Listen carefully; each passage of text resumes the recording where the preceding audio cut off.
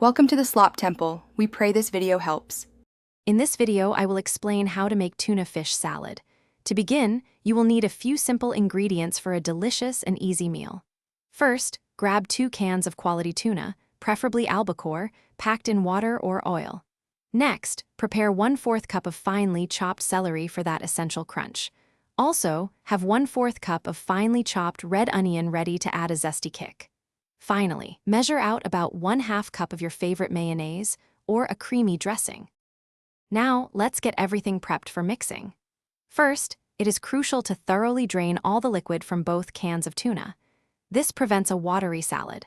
Once drained, flake the tuna into a medium-sized mixing bowl using a fork, breaking it into small, manageable pieces.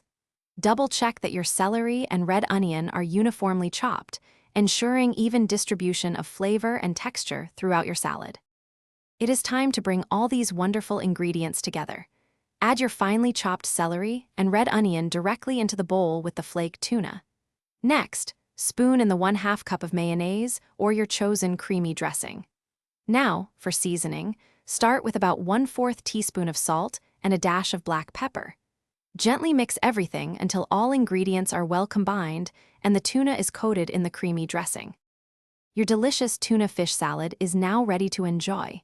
You can serve it immediately on your favorite bread for a classic sandwich, with crackers, or even in crisp lettuce wraps for a lighter option.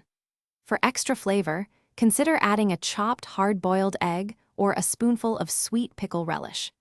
Any leftovers should be stored in an airtight container in the refrigerator and will stay fresh for up to 3 days. Thanks for watching. Consider subscribing if we helped you.